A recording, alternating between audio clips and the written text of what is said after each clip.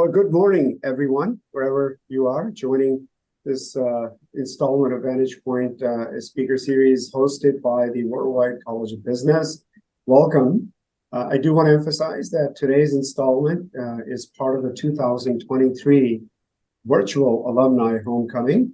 So a warm welcome to all our alums, Embry-riddle Worldwide alums. And thank you for joining us today. The purpose of Vantage Point is to offer a platform for thought leaders to discuss topics which impact and improve business and organizational performance. In 2023, which is all of this year, we are dedicating the full year to the topic of sustainability. Today's event continues the conversation with an exploration of sustainable practices within the aviation ecosystem. To shed light on sustainability practices in airports, I'm very excited to introduce today's Vantage Point speakers. That's a plural, two speakers today. Cooke and Sjohnna Knack. Erin currently serves as San Francisco International Airport's Sustainability Director. Welcome, Erin. Erin is responsible for partnering with airport community to co-design, manage, and administer sustainability policies, projects, and programs that mitigate greenhouse gas emissions, maximize net positive outcomes, and magnifies SFO's environmental leadership. She has over 20 years of experience and has supported diverse sustainability-focused initiatives throughout her career, having previously worked with the Conservation Law Foundation, Goddard Institute of Space Studies, National Park Service, New York Department of Environmental Conservation, and the Natural Conservancy. Wow, that's quite a lot. Like Erin, Sjohnna also worked for SFO as a systems manager before joining the sunny San Diego County Regional Airport Authority. Welcome, Sjohnna, as well. There, she has served for nearly 18 years as a program manager and director of planning and environmental affairs.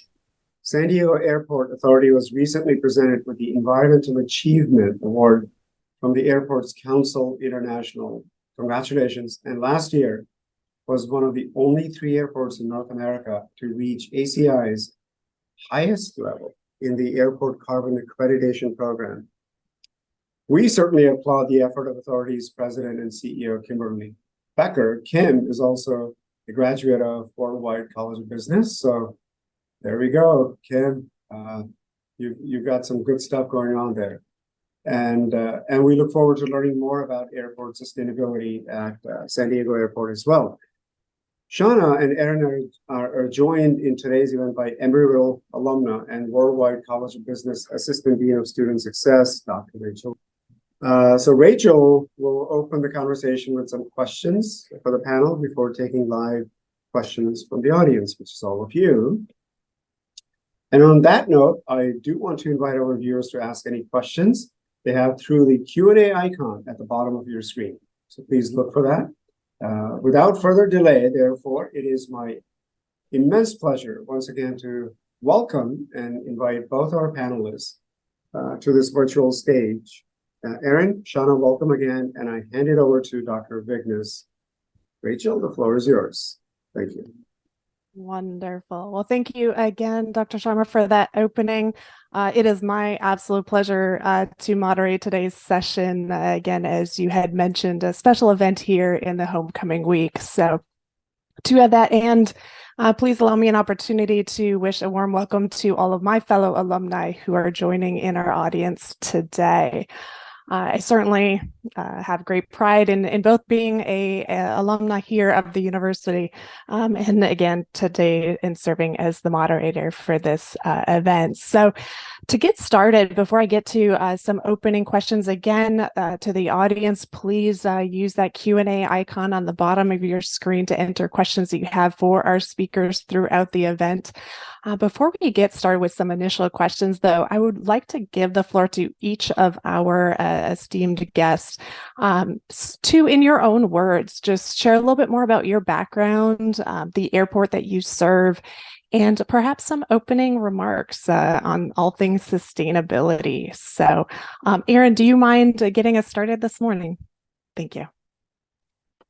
Sure. Yeah. Thanks so much for the opportunity to join. It's always great to start our morning by having a conversation that's focused on sustainability and aviation.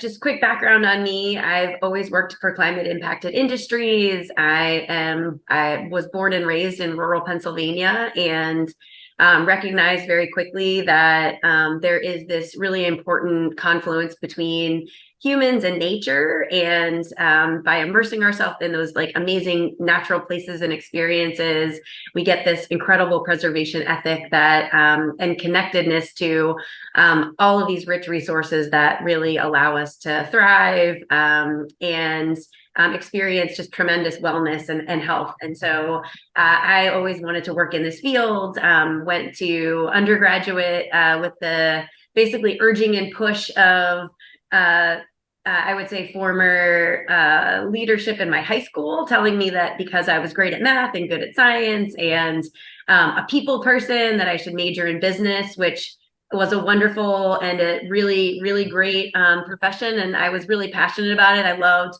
all of my operations management classes, but was feeling that kind of pull back to the environmental field. So walked down to the School of Natural Resources at UMass Amherst and met a great advisor that told me that in the early 90s, there was this great study coming out of the UN called the Brundtland Report, which was about really the confluence of environment and economics, where if you could really make the business case for protecting the environment, that it would be highly impactful and highly valuable.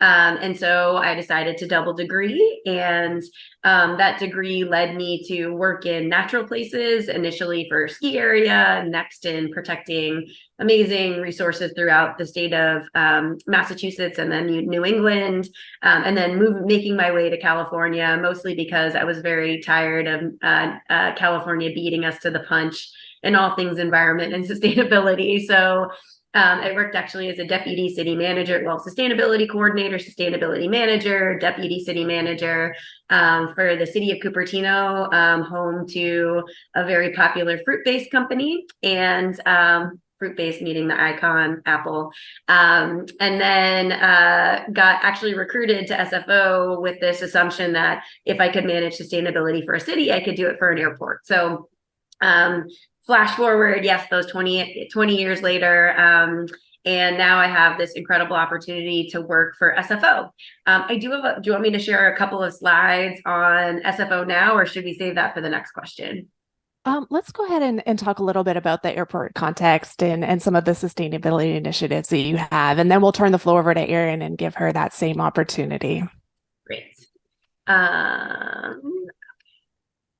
All right, so I'm just maximizing my screen. Okay, so just for a little bit of background and context, we wanted to make sure that folks were aware of where we work and the places that we represent. So what I'm showing here is the outline of San Francisco International Airport. If you were in the audience, I would ask you to show your hand so I could see how many people have had the opportunity to fly through our large hub airport. We are really proud to be part of the city and county of San Francisco. Oh, nice. I see a hand raised. To be part of the city and county of San Francisco. So I myself, an employee of the city and county. Our airport has been around for over 100 years, started as a service corridor for bringing mail across our state and then eventually across our country. As you can see, we are largely an infill development, which makes certainly the geography, topography, and climate stability of our airport quite challenging. Pre-COVID, we served about 58 million passengers. We have about right now 42 active airlines, 180 concessionaires. We provide over $9 billion in economic activity to the region. We're the largest employer in the city and county. And because of that, we feel a very strong commitment to ensuring that the health and the welfare of the 48,000 people that actually work at our airport is sustained and protected. So we're not just focusing really on sustainability and environmental health. We're really working on improving the air quality around our airport, throughout our airport, and within all of the indoor environments that we oversee and manage. And we're also really committed to mitigating our impact on climate change.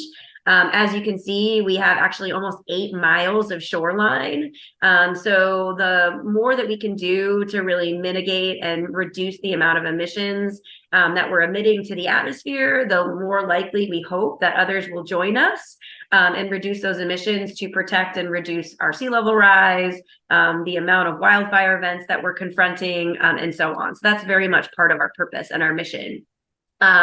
We are super proud that our airport just actually updated our mission statement. So we are now focused on being an airport in service to people on our planet.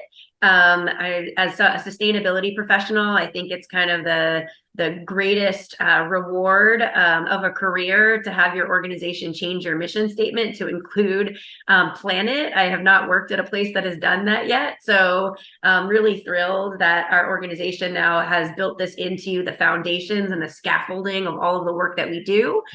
We have a new strategic plan that we're releasing that is focusing not just on sustainability, but really bold climate action and leadership under goal number 5, as you can see on the slide. And the beauty is that there also is this important confluence into, again, safeguarding and protecting the experience and the throughput of all of our passengers, our commission employees, our workforce partners, and certainly our financial stability for being the economic factor and driver that I mentioned on the last slide. And then I'll just kind of end with that bolder goal of bold climate action does have tiers and really different milestones that we're focusing on as part of a zero journey. So SFO actually in 2016 adopted our first zero goal, and that zero is focusing on 000, zero energy, zero waste, and zero carbon.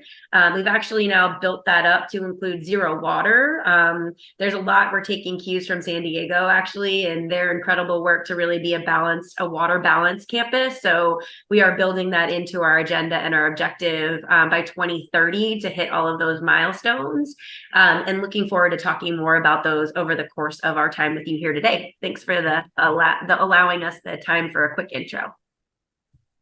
My pleasure. And thank you for sharing all those opening remarks and more about your airport. What I love is that you mentioned the connection to San Diego and kind of just seeing how, business is done in other environments and ecosystems. So with that, I'll turn the floor over to Sjohnna to share a little bit more about what they have going on in San Diego. Thank you, Rachel. Again, my name is Sjohnna Knack. I'm the Director of Airport Planning and Environmental Affairs. I have a much different background than Erin, and I am relatively new to this position.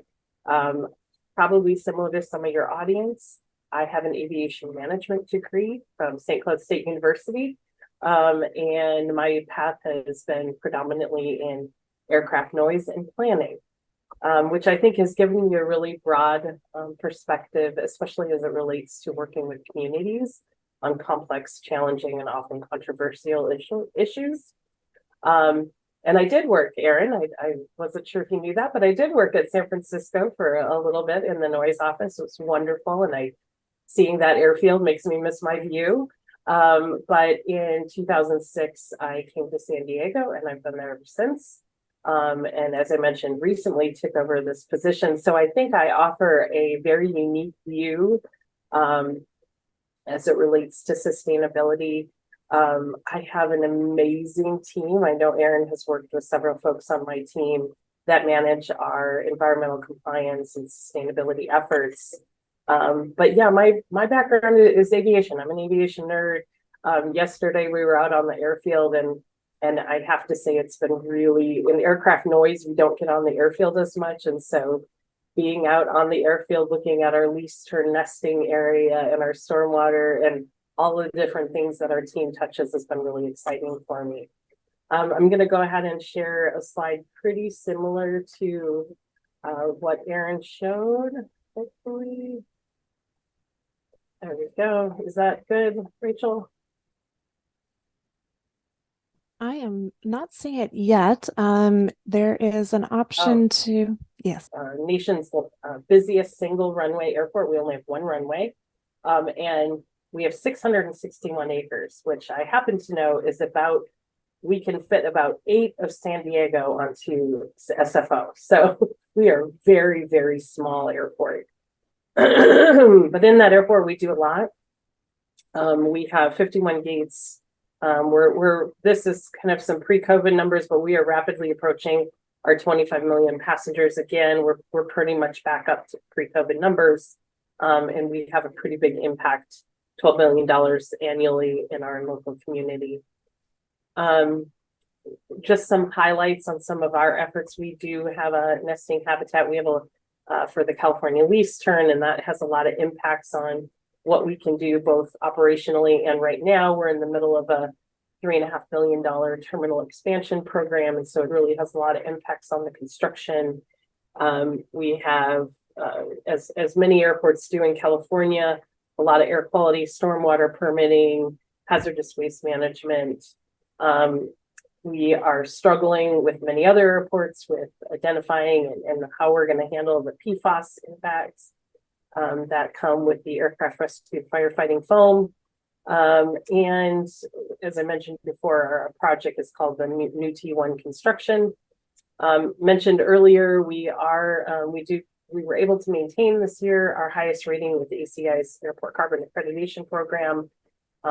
I have the great fortune of following some incredible leaders in this role, one of which identified and developed this Good Traveler program, which allows travelers to offset their carbon footprint by purchasing offsets. And we have an extensive EV, which has been a real challenge for us. But EV charging facility here with renewable diesel coming in line recently, and a tiny bit of SAF. I'm interested to hear from Aaron what their efforts are up there.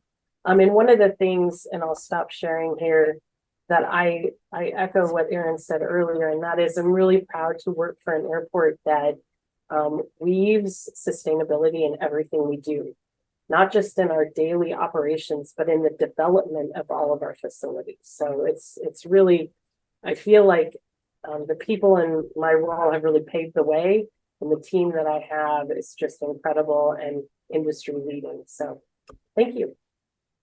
I love that. And thank you, Sjohnna, for sharing more about what you have going on over there in San Diego and your airport. For those that have joined our previous Vantage Point events, you might recall that very early on in this series that kicked off again now a year ago, we focused on those sustainability goals. And so, Aaron, I was really, happy to see some of those ways that you tie in the sustainability conversation into your strategic planning.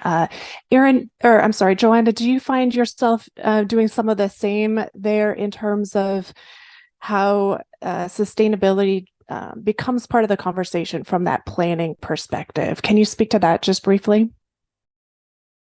Yeah, we have, similar to what Aaron had with the goals, we have strategic pillars, one of which is centered on sustainability. But even in all of the pillars, we have action items. And within I looked in my preparation for this panel, in every single area, we have sustainability goals. And so as an organization, we are referring back to those action items and reporting on the progress. But then as management, so our leadership team is encouraged to engage our employees as much as we possibly can. And oftentimes it's on a daily basis, because again, we're really trying to focus on these efforts are in your daily work stream. So everything you do, how can we incorporate these measures? So, a lot of our action items, of course, are driven by state, federal regulations, but where we can, we also weave in, above and beyond that where we're able to. Yes, and I know you've done a lot of work too with the noise and the control and some response there.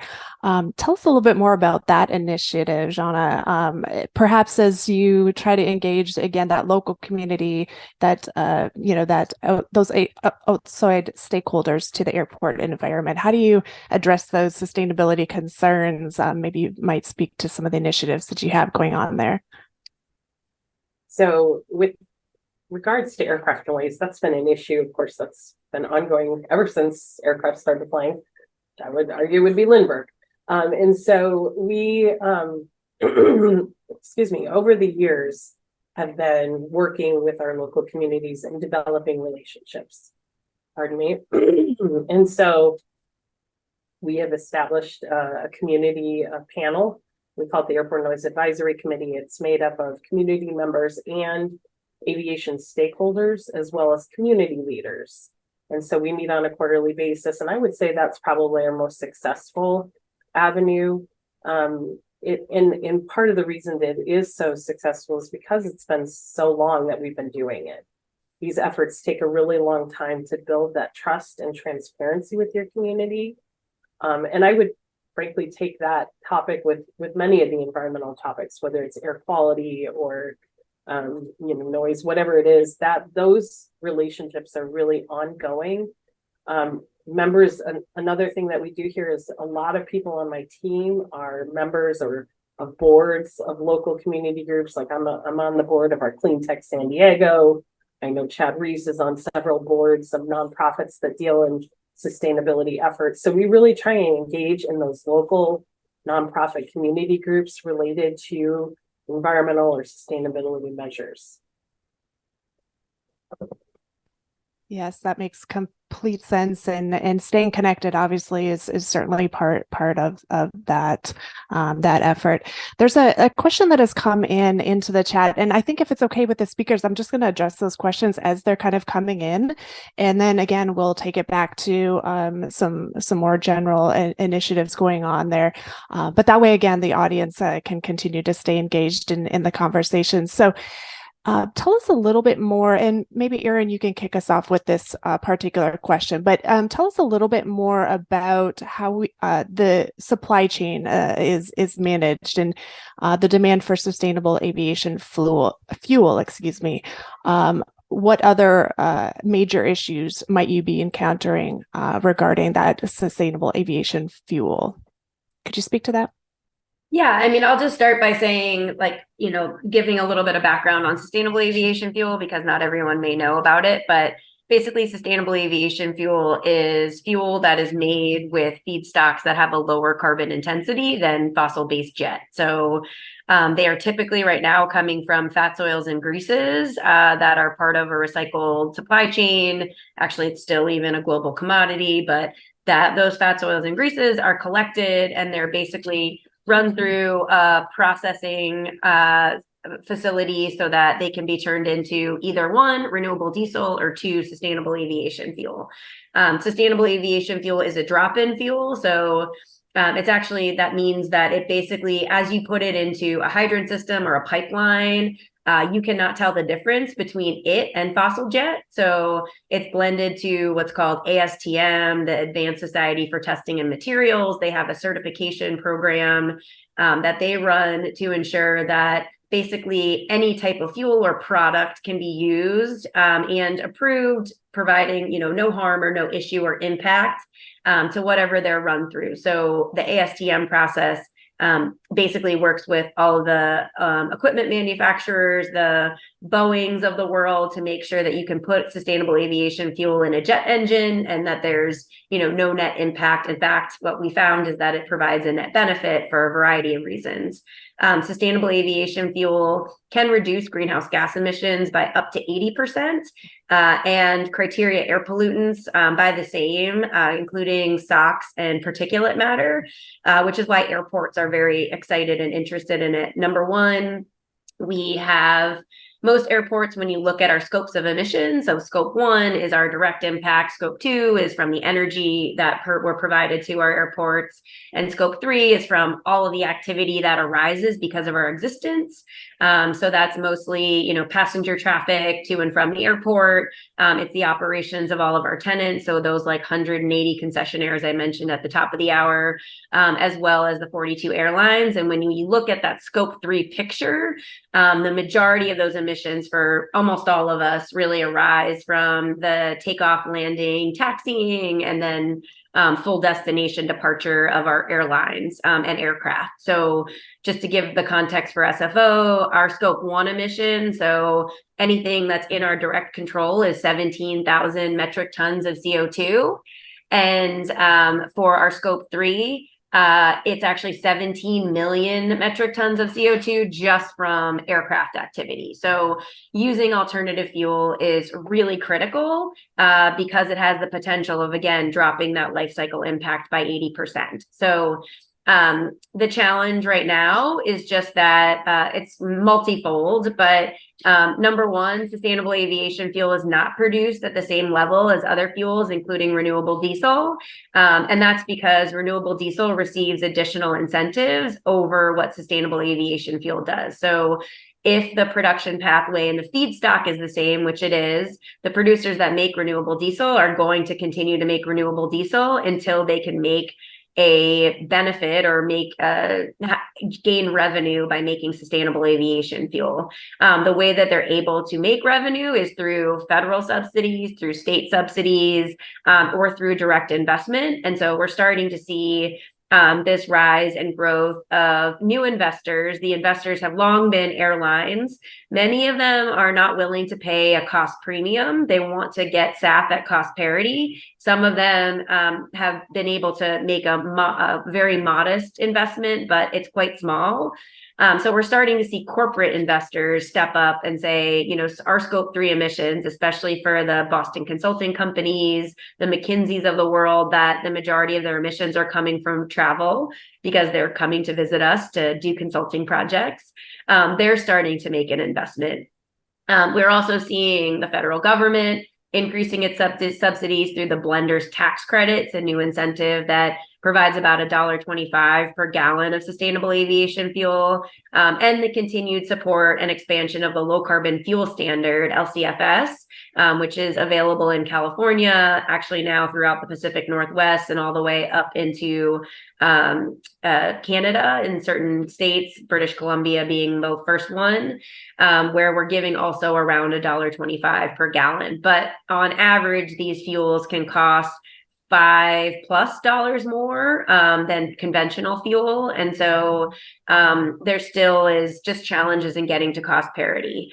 So right now, the only SAF producers in the world are located in Singapore and Rotterdam. Neste is producing sustainable aviation fuel. And then in Paramount, California, World Energy is producing fuel.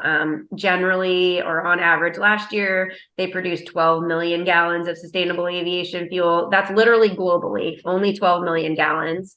In California, we use 3 billion gallons of sustainable aviation fuel. So we're in kind of a supply chain crisis.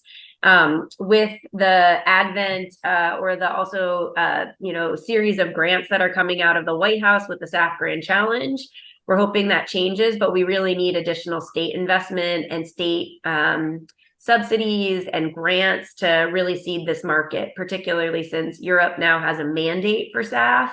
And it's likely going to pull all of that sustainable aviation fuel away from North America into European markets to meet the mandate. So I could talk about this for the rest of the hour, but that's just kind of like the brief.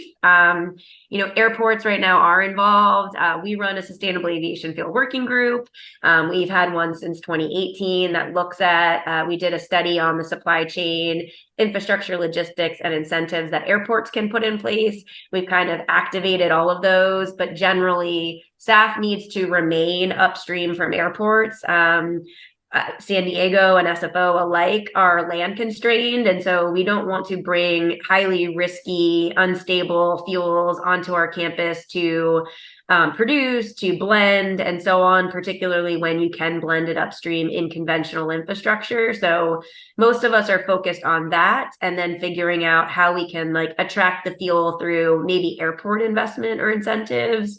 But definitely more to come as part of the SAF Grand Challenge and that evolving and moving forward and hopefully really adding in some additional infrastructure. And the infrastructure for us that's really important is more of that transportation nexus. There still is kind of a last mile connector issue with some of us where, you know, we'd love to have fuel from World Energy, but they're not connected to our pipeline. And so trucking it in doesn't make sense from a carbon intensity perspective. We need to reactivate rail corridors. We love additional pipeline capacity, and I think you're going to see some of that spinning up in the future. There is literally not much I can add to that. Erin, you are incredible in your background and knowledge. And by the way, if I could just say, it is in that response alone, it is clear why Erin won the Leadership Award for Airports Going Green of 2023. So congratulations on that. And it's like so clear to me why you won. I'll just echo everything she said. And we're really at a detriment here in San Diego. Literally, we have one pipeline for all of our fuels, everything. I learned yesterday, fascinating, that they just stream the fuel and then they put a gelatinous material in between the types of fuel, but it all comes through that one pipe and then we have to truck it on airfield. So I think we're fortunate that we have Signature Aviation as our fixed base operator. We get like 10,000 pounds or 10,000 gallons. It's a drop in the bucket. So thank you, Erin. That was really informative. Yes, certainly illustrates the importance of that supply chain and the, again, different constraints and impacts that different players have along the way. Before we kind of get off this topic of energy, Erin, if you could perhaps speak more to other energy efficiency initiatives that you have going on within that airport context. I know you do a lot of work with your building and your infrastructure. And same thing, Sjohnna, I know, again, we just spoke before the session went live here that you just recently moved into new facilities. So let's stay on this energy line for a moment of time and then we'll shift to another direction. But for now, again, maybe an opportunity to speak to some other initiatives related. Yeah, so SFO has a goal of achieving net zero energy by 2030, and it's certainly really complicated when we are working on basically electrifying everything. So that is a fuel switching exercise. So when we say zero net energy, we do mean like the whole we call it the kBTU per square foot, but basically it's an energy intensity metric that we use that's very helpful for our buildings. So that, I guess I should say, the balance of that basically means that any energy we consume would ideally be produced on site or with adjacency to the airport. And I say that because we've just finished doing a distributed energy resource study, which looks at the solar and storage potential of our campus. And we think just from solar and net energy, we're going to be able to generate about 50 megawatts of power, which is pretty significant. Our peak load is about 55. However, based upon the time of day, it's only really about 30% of our total energy demand. And so what we really need to do is, this is maybe the most boring response to this, but since I've been working in this field for 20 years, we've always talked about the loading order, and the loading order is always focused on energy efficiency first. So I think it's really easy in any industry to get sucked into the bright, shiny object and the pretty young thing that, or the pretty new thing that we really need to make investments in, like solar energy and storage and microgrid and smart grids. However, there are these megawatts that exist on our campus, the energy efficiency investments that we need to be making in buildings that are underperforming and have never been what we call retro commissioned. So I think San Diego, you're in a similar or a similar standing where we activate these amazing new buildings. We commission them to make sure that everything is running and operating very effectively,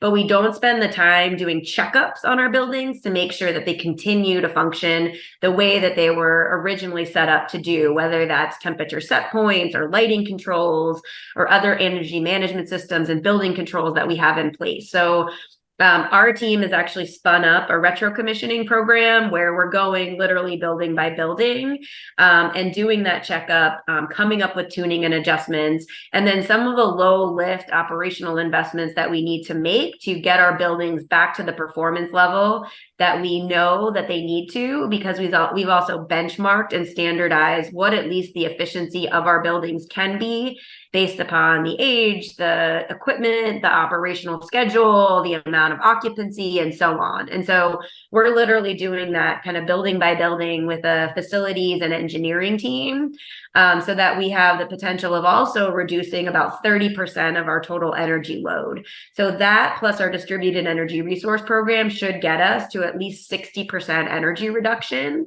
And then that, 40% delta, we'll figure out where that comes from. We do know that through fuel switching, so our airport has an electrification action plan, and also a zero emission vehicle readiness plan, which basically is taking all of our buildings, moving completely away from natural gas and all of our mobile sources and moving them away from using fossil-based fuels, that there is a huge efficiency factor that can come from that. We think it may be actually about 10 to 20% because we'll be upgrading our buildings, upgrading our equipment and our vehicles from the older models that are just more fuel and energy intensive. So that's kind of the portfolio that we're looking through. The zero net energy is going to, again, come from on-site renewables, but just as much from energy efficiency and fuel switching and decarbonization or electrification. And in San Diego, we have a lot of similar aspects there. I will say this is a very concerning topic for us, especially as we're building our new terminals and working with our local energy provider to get dedicated circuits has been quite challenging. But we have an energy master plan that we recently finished, and we're working through a lot of different issues to try and make sure that we have resiliency in our grid. We do like to tout, that we are going for LEED Gold for both our terminal and the new building that I'm sitting in, which is great. But on the flip side, we're struggling with how do we turn on all of the EV charging that, to meet the demand that the customers and our employees want. And we have a lot of employees that are driving EV vehicles. And then the rental car center, that's not even putting into account what we're going to do there. So a lot of things that we're working on right now. We do have an all electric shuttle fleet. We have a shuttle that we operate free of charge for passengers from one of our transit centers, because right now, although we're working with our local MPO to provide airport transit connectivity, we don't have it right now except through a bus. And so we do have a shuttle that makes it a little bit easier, free of charge. And that's an electric shuttle. So a lot of similar threads. Erin's given you all the technical information. So thank you, Erin. Yes. And, it kind of dawned on me too, as you were speaking, we can have all the plans in place and the infrastructure to support those measures and those goals to be accomplished. But behaviors of consumers and or employees matter as well. So perhaps if you could speak to some of those, whether it's specific communications or programs that you have in place at your airports to perhaps modify behaviors of your passengers. Erin, I've had the opportunity to listen in on one of your earlier talks, and you speak specifically about the customer journey and really, navigating that through that sustainability lens. And I love the way that you positioned that. How do you shape perhaps consumer thought and behavior? Yeah, it's, I mean, a great question. I think something I am hoping that airports we team up on a little bit more, because I would love to have that passenger journey and experience be similar. Just for consistency. I mean, I have also worked in behavior change for quite a long time. And, the data point that really strikes me is always like it takes people 8 times of hearing a message to actually even consider taking the action. I think it's like 14 in order for them to actually do it, which is really daunting in the world where we can no longer be apathetic as it relates to climate change. We need to take action now before we hit peak emissions, which are projected by 2025. So, I think part of that is also, maybe also just this slight nuance with the travel industry, where there's been this beautiful rise of like ecotourism and people going to these beautiful destinations to like get immersed within nature. But within the travel industry and traveler journey, we are very cautious to push like outbound messages that ask people to take action on behalf of some goal or objective, because we want people to feel like we're taking care of them and that their journey is, sustainable because we've made it that way. And so we've done a lot, I think, to maybe like rebrand or refocus within our marketing communications team that it is okay. We're located in the Bay Area, which is probably one of the most climate progressive regions in the world, if not absolutely within the United States. And our traveling public really has a high level of expectation that sustainability is really part of the mission and the brand and the ethos of all things SFO and their hometown airport. And so we've kind of taken that and we've come up with campaigns that are really, all around and across the traveler journey, from when they arrive at the curb, ideally coming in a TNC or a vehicle that is electric or is alternative, to where they actually see and have access to our trios, our recycling, our compost, and our landfill that have positive messages.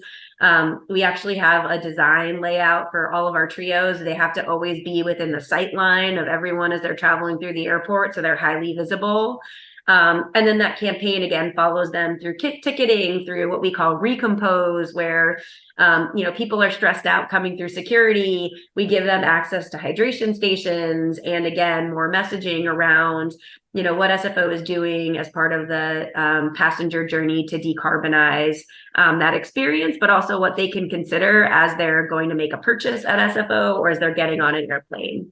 But I think there's going to be, much more fun ways that we do this in the future. One thing we're actually talking to San Diego about is starting to think a little bit more about that passenger journey, literally from gate to endpoint. So from SFO through, say, a coffee shop on board, and then landing at San Diego, where they can pick up a reusable cup, take it on an airplane, and deposit at the other end.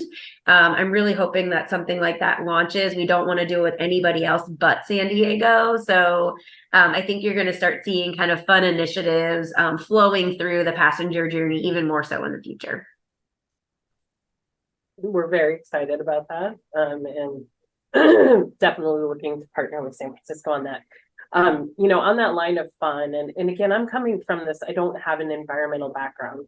And so I would imagine the majority of our passengers may not. And so how can we take the average consumer that is looking for convenience, they're in a hurry, they're price conscientious, how can we bring them into this mindset of sustainability? And so look, one of our favorite and honestly free and best PR initiatives we've ever done at this airport, one of our predecessors, who's an absolute genius, decided that we should take our condensate from our air conditioning units on our jet bridges, collect it, and turn it into beer.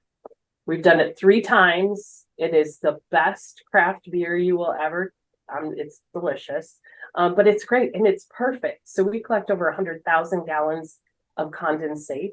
A local company brings it to purifies it. It's ironically got a very low mineral content, so it's perfect for brewing. And we've done 3 rounds of beer right now. I think it's Hoppy Travels and something about altitude, it's a honey ale, and they're really good. And I have to tell you, we have never received more positive press for free on any other initiative we've done at the airport. And it's delicious. So Sjohnna, you had me at honey. My father was a beekeeper, and had I known all this before traveling to San Diego some time ago with our college for our college graduation, I definitely would have attempted the it's on taste. tap at the airport and Terminal 2 at Phil's Barbecue and Stone. So come on down. Fantastic knowledge. Fantastic. Let's shift focus because I know, gosh, I think we could have this conversation for hours, Erin. As you spoke to earlier, just one topic could take us down a path of conversation. But I do want to touch on, especially you guys share photos of your footprint in your communities in which the airport is operated. Let's talk about the different initiatives, perhaps that you could speak to that perhaps focus on conservation efforts, any impact on wildlife in the area. Again, I know you have that beach line, it's so important. And Erin, you've talked in the past about climate control in terms of the beach erosion and how that might impact the airport operations. Perhaps not tomorrow, but in decades to come. And such an important part of that sustainability conversation. So if we could spend just a little bit of time there. Sjohnna, do you want to go first? You have so many great initiatives. Well, I'll highlight one, which is also a crowd favorite. And that is, it's interesting in San Diego, if there was like the worst possible place to put an airport, it's exactly where we're at.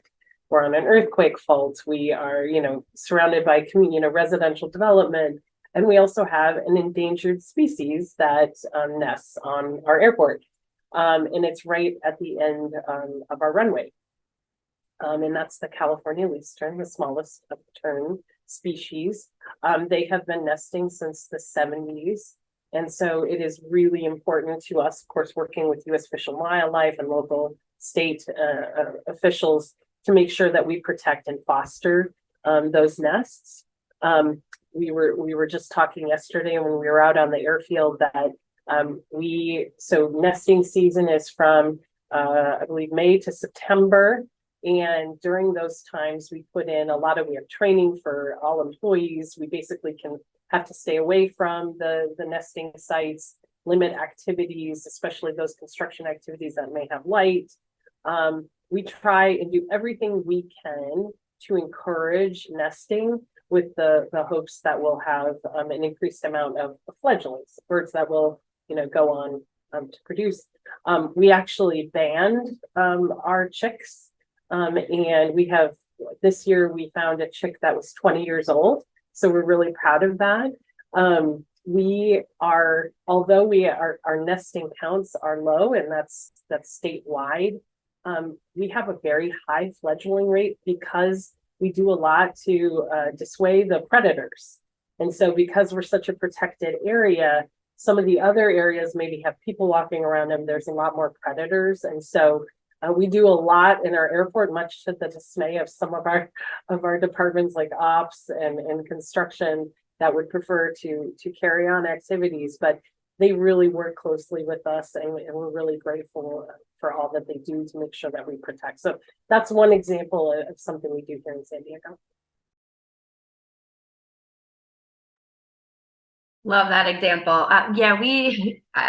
It's just amazing what you do to protect that beautiful, beautiful bird.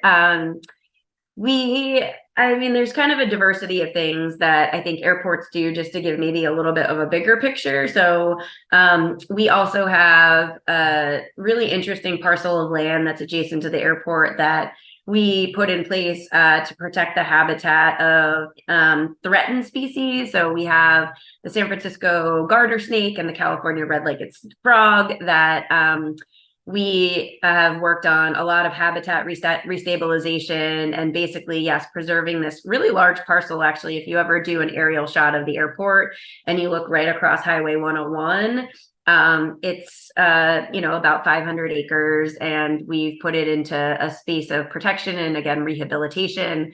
That was actually part of our last master plan development program. So airports, whenever we go through a big redevelopment process, we do have to show that we're working on, safeguarding natural resources, and making either like direct investment, or monetary investments on behalf of another parcel, to just ensure that that impact that we're making to our landscape doesn't have a net impact over the sum total of resources within our state, or certainly throughout the country. So that was part of that program. We're looking at actually making an investment as part of our next master plan. And then I guess maybe one other thing I would say is that there are a lot of things that we need to take into consideration beyond, direct mitigation and impacts today, but the impacts of the future. So SFO is on a journey to really focus on how we mitigate the impacts of sea level rise. We're expecting basically about 1 foot of sea level rise per decade, up to 10 feet of sea level rise by 2100. And so we have a program that's going through environmental review. It's just kind of past the NEPA hurdle, is about to move into CEQA, California Environmental Quality Act, for what we're calling our shoreline protection program. So right now we have just basically a disconnected network of, I would almost call them like walls or earthen berms that have pinch points that there is no coverage for protecting the airport and, the resource that we operate over the course of that at least 50-year time horizon. And so we're looking to put up basically wave mitigation, more riprap, more earthen berms to ensure that there is a contiguous protection for the airport over the term of, again, till about 2050.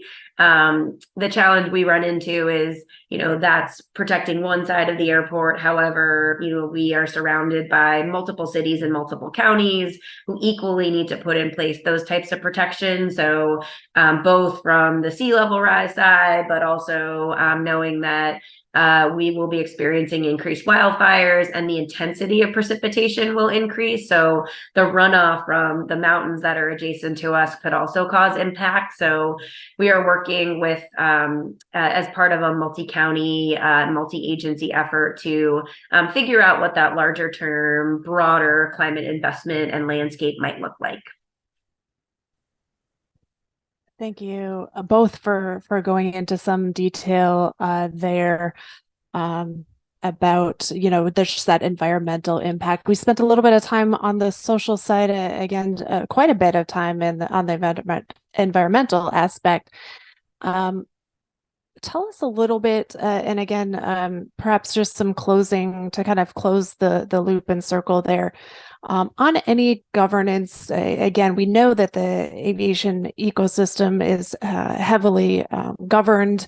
And so anything that you can share in terms of how these different sustainability goals are perhaps drivers to these goals, and how are we measuring those initiatives to know that we are in fact making a difference in the airport ecosystem?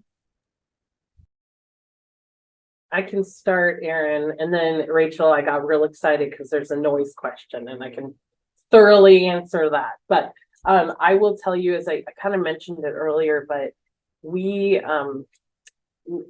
all have access to our action items within our strategic plan. And so, and we have to measure them every quarter. We also have, through our performance at our airport, we are paid for performance. And so every time we have a performance management conversation, the employee is encouraged to tie their goals and their behaviors back to our strategic plan. And so we really do put a central focus on coming back to that. Super easy in my department, where the majority of what we do is, our sustainable efforts are related to the strategic plan. So I think it actually works really well in our team. We all feel really connected to the core goals of our organization. Yeah, I mean, I think we're quite similar in that we do have like key performance indicators, KPIs that we then thread through to, we have a performance dashboard where we report that on a quarterly basis, and are held accountable for through performance reviews. We also, as part of the action plans that we have in place, so SFO has a racial equity action plan, a social impact action plan, and then we're actually looking to write our first environmental social governance report for the airport.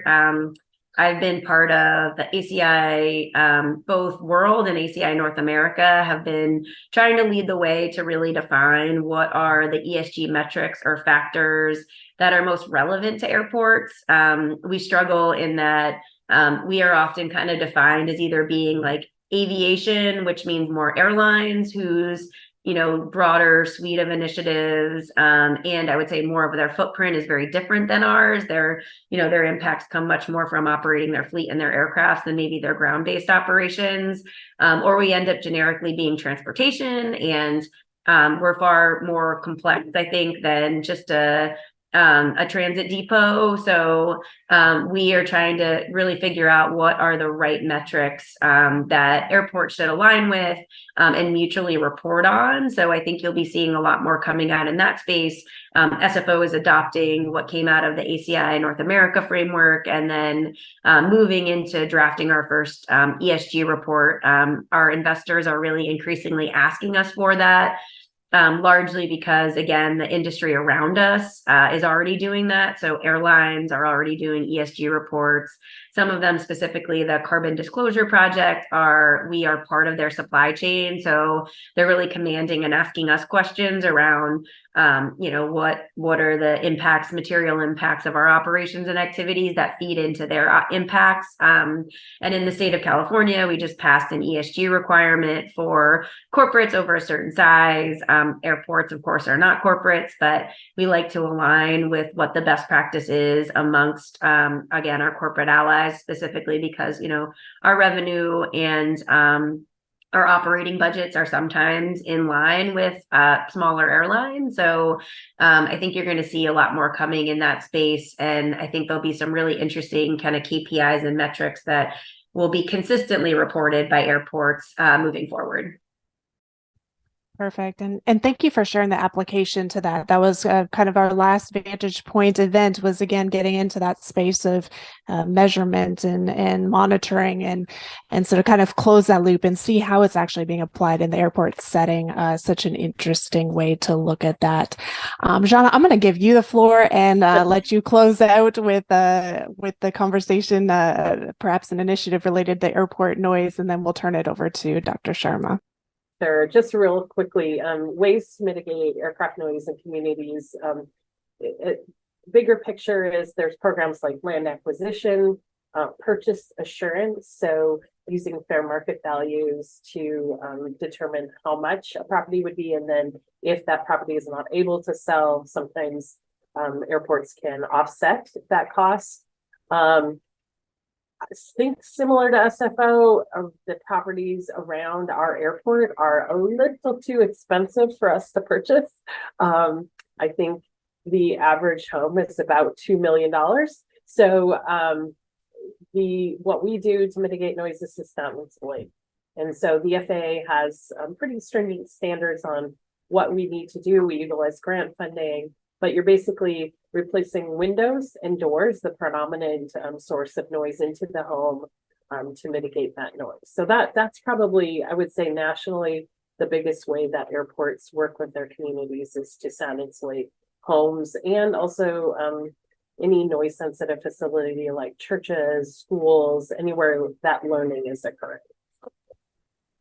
Perfect. And I know the FAA has supported you in that initiative with the $26 million in grant money and things of that nature. So again, kudos to you there in San Diego for that initiative. And same thing with everything that San Francisco is doing in that community as well. Thank you both for joining me today. I'm going to turn the floor back over to Dr. Sharma to close out today's event. And again, thank you both.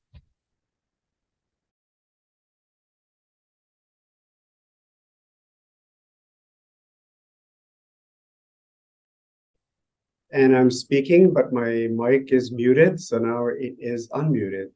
Even after 1,000 years, I still find myself in that space, which is the mic is muted and my lips are moving. So I will repeat what I just said. Thank you, Dr. Fitness.